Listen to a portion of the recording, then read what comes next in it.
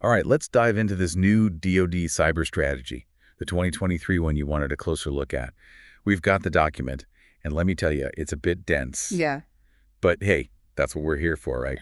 To break it down. Yeah, it's a pretty crucial document, no question. It basically outlines how the DoD plans to handle, this constantly shifting world of cyber threats. And it's not just about like protecting computer networks anymore. This is about national security, like at its core. Yeah, it's like the internet itself has evolved so much faster than I think anyone really predicted. I mean, think about it from those old dial-up days to now, where it's woven into everything, our economy, our military advantage. It's a whole new ballgame. And speaking of game changers, we got to talk about Russia, what they've been doing in Ukraine. What's really interesting there is how the conflict in Ukraine, it basically became a testing ground, real world, for cyber warfare tactics. And the DoD, they were watching closely. I think it really highlighted both the potential and the limitations of cyber attacks in a way we hadn't really seen before. Right. It was like the whole world got a front row seat to how cyber could be used to disrupt, or at least attempt to disrupt. Yeah. And some of their tactics, especially going after critical infrastructure, that was definitely eye-opening, which I think it leads us to one of the biggest shifts we see in this DoD strategy, this whole concept of integrated deterrence. It's a huge shift. It's basically acknowledging that, cyber alone, it's not a silver bullet. Think of it less like a magic button you can just press and more like a crucial piece of a much larger puzzle. So this strategy really emphasizes using cyber alongside traditional military power, diplomacy, economic tools, that whole spectrum, to deter adversaries. So cyber is becoming less of its own separate thing and more of a key player in, well, everything when it comes to national security. Is that about right? Exactly. And a perfect example of this is the strategy's focus on campaigning in cyberspace. Okay, so what is that actually campaigning? Sounds kind of like something you'd hear about in politics, not cybersecurity. It does, but think of it this way in this context. It means a persistent, coordinated effort to basically disrupt and undermine an adversary's cyber capabilities. And you do this before they launch a full-blown attack, ideally. So being proactive. Exactly. A good historical parallel, if you were, is Stuxnet. You remember that? Vaguely. Yeah. Refresh my memory. So Stuxnet was that virus believed to be a joint U.S.-Israeli operation that was used to sabotage Iran's nuclear program, set them back years, and it really showcased what you can do with cyber means to achieve strategic objectives. Right. I remember that now. So it's about keeping adversaries on their toes constantly and making the cost of any cyber mischief, way too high for them to even consider. You got it. It's about constantly maneuvering for advantage in that space, making it crystal clear that malicious cyber activity, not going to fly. It will be met with consequences. Now that we've got a handle on how the DoD is approaching cyber, let's talk about, who they're dealing with. Who are the big players in this whole cyber arena? Right, because it's not just some faceless threat out there. It's actual nation-states organizations. So who's at the top of the DoD's watch list? Well, the strategy names a few key players, but they're very upfront about China being the, and I quote, pacing challenge. Okay, so China's priority number one. What makes them such a significant threat in the cyber domain? We hear about, Chinese hackers and all that, but what's the bigger picture? It's important to understand they have a plan. They have a vision for their future, and cyber dominance is a major part of that. They're pouring resources into cutting-edge tech, they're aggressively going after intellectual property, and they're weaving cyber into their whole military strategy. Basically, they want to be the global superpower, and they're not afraid to use cyber to get there. And we've seen them do it, right? All the stories about espionage, data breaches, it's like they're playing by a different set of rules. Exactly. And it's not just, random hacking, it's strategic. Their approach to cyber is deeply rooted in their military doctrine. They actually believe that superiority in cyberspace is essential for winning wars, not just, competing in the global market. Which, thinking about how assertive they've been in the South China Sea, it makes you wonder what they would do if they really felt they had the upper hand in cyber. Okay, so China's a major concern. What about Russia? They've been pretty open about using cyber attacks, especially lately.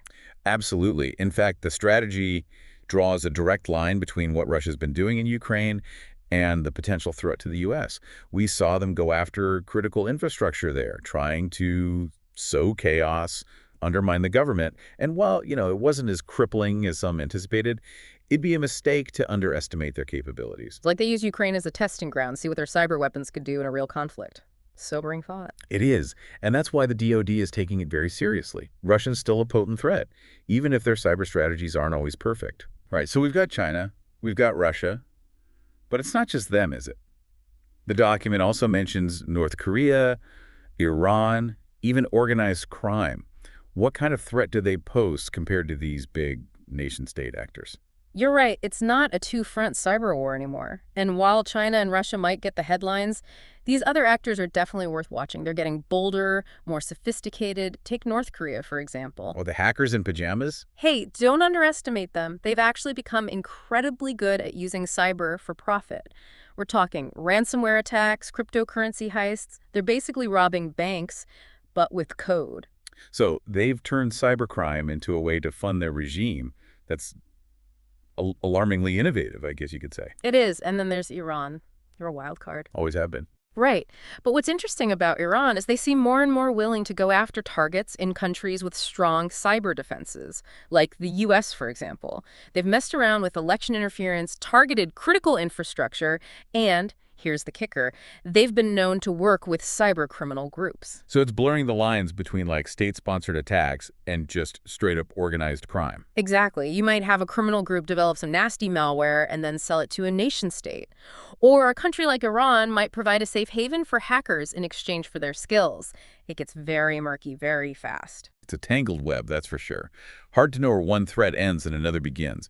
So we've got this whole web of cyber threats coming from all sides. It feels like we're always playing catch-up. But this DoD cyber strategy, it's not just about reacting, is it? It's about taking control. And they lay out these 4 major lines of effort, almost like, a battle plan for the digital age. Yeah, and each one is crucial for building that strong cyber posture. Think of it as a multi-layered defense, but one that can also go on the offensive when it needs to. Okay, I like it. So first up, we've got defend the nation. Seems pretty straightforward, right? It does, but it's more than just like building stronger firewalls. We're talking about being proactive. They call it defending forward. So instead of just waiting for an attack to happen here, the DoD is actively trying to find and disrupt those threats before they can even reach our networks. Wow. So we're not just playing defense anymore. We're taking the fight to them in their digital backyard. That's a bold move. Exactly. Think of it this way. Say there's a group of hackers, right?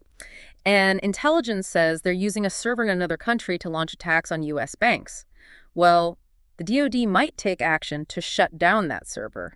It's about stopping them before they can do any damage. It's like stopping a bank robbery before it even happens. That's amazing. But I got to ask, how much authority does the DoD actually have to do things like that? Especially when we're talking about targets outside the U.S. Right. And that's an important point. The strategy makes it very clear. The DoD's actions, they're limited by law and they're focused on national security threats. They can't just, go around playing digital vigilante worldwide. They have to coordinate with other agencies like the State Department. And often they rely on those international partnerships we talked about to address threats in a way that respects everyone's sovereignty.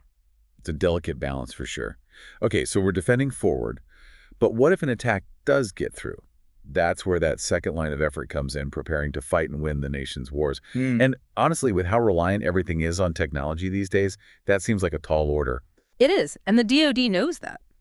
They recognize any future conflict is going to have a major cyber component. So that means making sure all those crucial military systems can not only withstand an attack, but can actually keep working during one. So we're talking about the Department of Defense Information Network, right? Yeah. The DoDIN. What happens if that gets hit? The DoDIN is like the nervous system of our military. It connects everything. Command centers, weapon systems, logistics, intelligence. If an enemy could disrupt communications, scramble intel feeds, disable weapon systems remotely. That's straight out of a sci-fi movie. Right. But the consequences are very real. That's why they're focused on building what they call cyber resilience. It's about designing systems that have enough redundancy, enough flexibility to keep working even if parts of the network are down. Imagine having backup generators, multiple communication channels, so that if one thing goes down, the mission can continue. So it's not about being unhackable, because let's face it, that's probably impossible. It's about being able to take the hit and keep fighting back. Smart. Okay, and that takes us to strengthening alliances and attracting new partners. It just makes sense. In cyber, we're all kind of connected, whether we like it or not. Exactly. Cyber threats, they don't care about borders. An attack from one country can easily cripple systems in another. That's why this whole idea of international cooperation is so important. It's like a global neighborhood watch, but for cyber. We're stronger together. That's the idea. The DoD wants to help other countries, especially our allies, build up their own cyber defenses, sharing intel, providing training, helping them develop their capabilities. It makes the whole world a safer place. Plus, I imagine we learn from them too. They must have some valuable experience and expertise that we can benefit from. Oh, absolutely. Cyber threats, they change constantly, right? So we need to keep learning, keep adapting. By sharing information and best practices with our partners, we stay ahead of the game and present a united front. Love it. Okay, last but not least, we've got building enduring advantages. That sounds pretty long term. It is. It's about making sure the U.S. stays ahead of the game in cyberspace over the long haul. That means smart investments in people, in tech, and in those partnerships. But a big part of it is the people. We're talking about building a cyber workforce for the future. Because even with all the fancy technology, you need people who know how to use it. Exactly. Think of it like building a championship team, right? You got to recruit the best, train them, give them the resources they need to succeed. The DoD gets that. They know that attracting and keeping skilled cyber professionals is essential. So are they putting their money where their mouth is, investing in education, training, trying to make the DoD a more appealing career path? They are. It's a competitive market out there, but they're stepping up their game. Okay, so we've covered a lot. We talked about taking the fight to the enemy, strengthening our defenses, teaming up with allies, and building that cyber workforce for the future. It's a lot to digest. It is. But I think the big question is, why should the average person listening to this even care? It sounds like, I don't know, something out of a Tom Clancy novel. Here's the thing. Cyberspace, it's not some abstract thing anymore. It's where we live our lives. It's our power grid, our transportation, banking, healthcare. It all runs on computers, on networks. And we all know those systems can be vulnerable. We see it on the news all the time with these cyber attacks. Right. And those are just the ones we hear about. These attacks happen every day. Businesses, individuals, entire countries get targeted. Remember that time that cyber attack shut down the Colonial Pipeline? Caused gas shortages all over? Oh yeah, people were panicking. Exactly. It showed us just how vulnerable our critical infrastructure is to these attacks and what the impact can be on everyday people. And it's not just those big headline-grabbing attacks. Imagine your bank account wiped out, your identity stolen, your medical records held hostage by ransomware. These are the threats we face every day. So it's like we're all living in this digital house, and we need to make sure our doors are locked, our security system is up to date. This strategy, it's not just about some far-off threat. It's about protecting all of us right now. You got it. And it starts with awareness. The more we understand the threats in cyberspace and take steps to protect ourselves, the safer we'll all be. So what's the one thing you want our listeners to take away from all of this? Be vigilant. Think before you click. And remember, even though the internet can feel anonymous, our actions have real-world consequences. Great advice. Thanks for breaking it all down for us.